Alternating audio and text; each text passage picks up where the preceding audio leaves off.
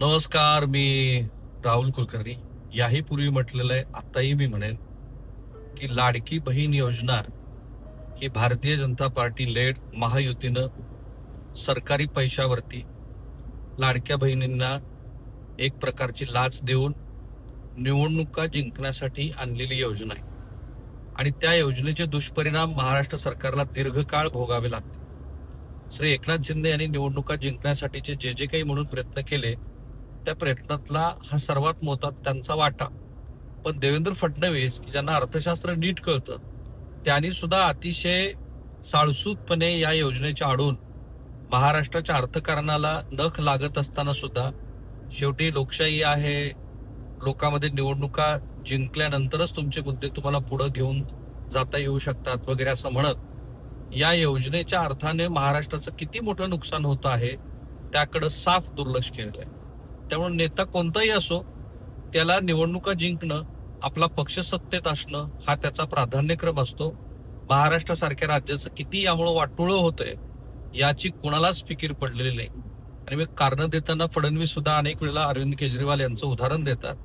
माझ्या मते लोकशाही तेव्हाच समृद्ध होते. ठीक आहे, नंबर्स महत्वाचे असतात, तुम्ही सत्तेवरती येता, पण नंबर्स महत्वाचे आहेत म्हणून कुठल्याही पद्धतीच्या घोषणा करून त्या घोषणाचं पुन्हा येणाऱ्या प्रत्येक निवडणुकीमध्ये मल्टिप्लिकेशन करून व त्याच्यासाठी प्रत्येक वेळेला भलामण करणारी वक्तव्य करून फडणवीस सुद्धा महाराष्ट्राचं नुकसान करतात हे लक्षात घ्यायला हवं. आज जेव्हा नवीन आकडेवारी आली आहे तेव्हा लक्षात येत आहे की ही सरकारी पैशांनी उधळपट्टी करून केवळ निवडणुका जिंकण्यासाठी आणलेली योजना महाराष्ट्राच्या मुळावर आज नाहीतर उद्या येणारच. त्यामुळे कॅगचा अहवाल, आताची नवीन सगळी आकडेवारी ते समजून घेण्यासाठी हे आजचे एक्सप्लेनेटरी व्हिडिओ शेवटपर्यंत पहा, चॅनल सबस्क्राईब करा. महाराष्ट्र सरकारनंच त्यांच्या सूत्रांनी दिलेल्या माहितीनुसार 2,40,00,000 लाडक्या बहिणीपैकी 92,00,000 लाडक्या बहिणी वेगवेगळ्या कारणामुळे योजनेसाठी अपात्र ठरले. निवडणूक जिंकल्या आणि त्याच्यानंतर आता ही छाननी सुरू झाली. मग तेव्हाच का नाही छाननी केली? कारण तेव्हा निवडणुका जिंकायच्या होत्या. त्याच्यामध्ये अनेक लोक भ्रष्ट मार्गाने, म्हणजे जे पुरुष होते त्यांनी पण स्त्रीचं रूप घेतलं आणि ते योजनेमध्ये घुसले.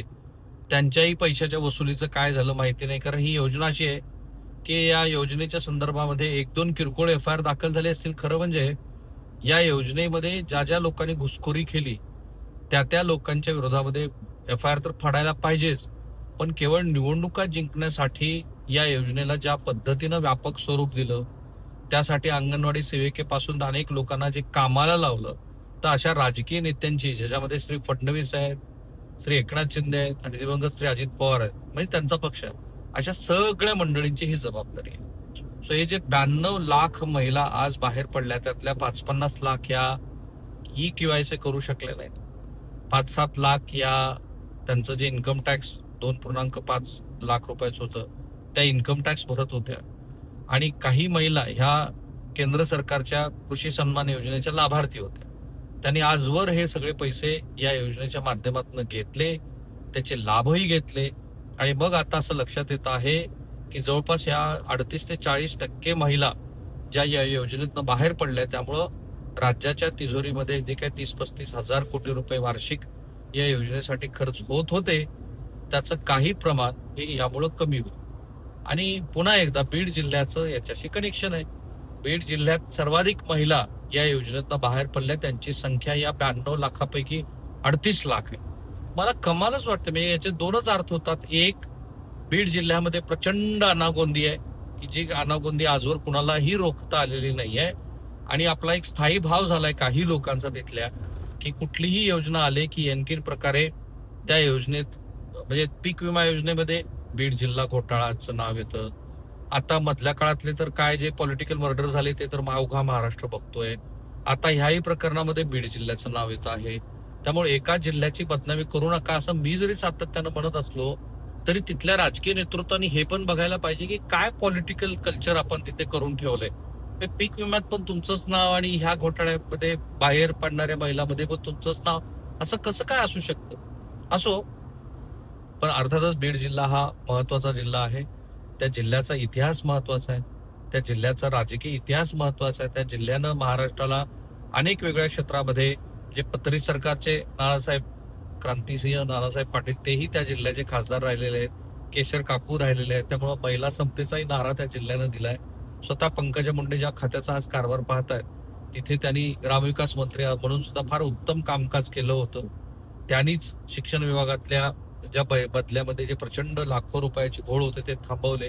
आताही त्या पशुसंवर्धन विभागामध्ये बदल्याच्या भानगडीमध्ये नसलेल्या मंत्र्यापैकी त्या एक आहेत किंवा त्यांच्या संदर्भामध्ये त्यांच्यावरती जे लांछन लावलं गेलं चिक्कीचं तेही खोटं होतं असं माझं प्राथमिक मत तेव्हाही होतं आणि आताही असं आहे की त्यांच्या खात्याअंतर्गत काही फार घोळ होत नाही. हे सगळं सांगून सुद्धा बीड जिल्ह्याचं नाव याच्यात येतं आहे हे अनफॉर्च्युनेट.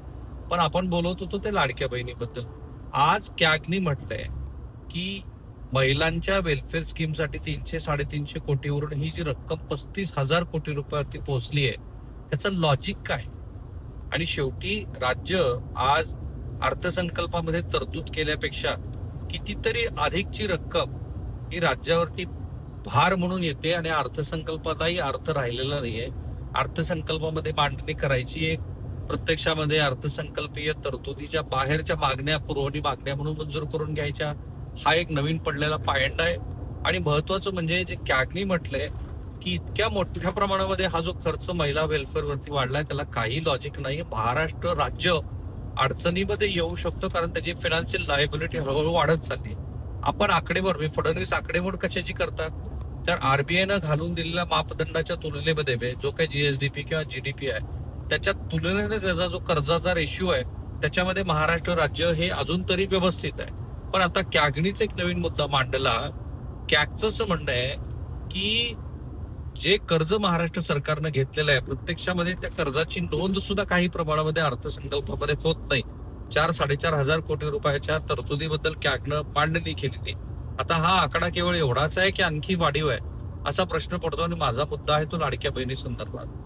जर आज फडणवीस महाराष्ट्र राज्याचे मुख्यमंत्री आणि अर्थमंत्री म्हणून अशी भलामण या योजनेची करत असेल ते म्हणत असतील की या योजनेमुळे महिलांच्या हातात पैसा गेला आणि तो पैसा अर्थव्यवस्थेमध्ये परत आला आणि आता IIT कडनं आम्ही त्याचं मूल्यांकन करून सोशो इकॉनॉमिकल त्याची मांडणी करतो. माझ्या मते हे सगळं जे आहे ना ते चुकीची आर्थिक मांडणी. महाराष्ट्र राज्याच्या पायाभूत सुविधेमध्ये आणखी तुम्ही वाढ करा.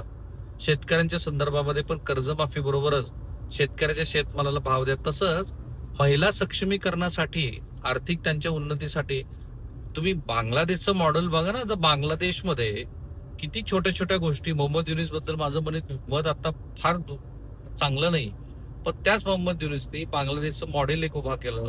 महाराष्ट्रामध्ये सिल्क अँड मिल्क सारखी योजना आहे की ज्याच्यामध्ये तुम्ही काहीतरी करू शकता. महाराष्ट्रामध्ये स्वयंरोजगाराच्या दृष्टीनं महिलांना उद्योपित करणं आता लखपती दिदी आणि करोडपती दिदी आपण ते प्रत्यक्षामध्ये महिलांच्या हातामध्ये ते पैसे जात आहेत इथपर्यंत ठीक आहे. पण मग अशा वेलफेअर स्कीम्समुळे राज्याच्या अर्थकारणाची जी वाट लागते असं कॅग म्हणते त्याचं काय. आणि आता ह्या ज्या 92 लाख महिला ज्या अपात्र ठरल्या त्या अपात्र ठरल्यानंतर सुद्धा तुमचा त्याच्याबद्दलचा स्टँड काय. अशा अनेक प्रश्न आहेत की जे या लाडक्या बहिणीच्या निमित्ताने उपस्थित होतात आणि ज्याचं समर्पक उत्तर या राज्याचे मुख्यमंत्री सुद्धा देताना मला दिसलेलं नाही. ते जे काही उत्तर देतात ते अजिबात न पटण्यासारखे असतात. थांबूया आपण इथे. तुम्हाला काय वाटतं ते महत्वाचं आहे आणि चॅनल सबस्क्राईब करायला विसरू नका. त्यामुळे या व्हिडिओच्या कमेंट बॉक्समध्ये कमेंट्स अपेक्षित. थँक्यू.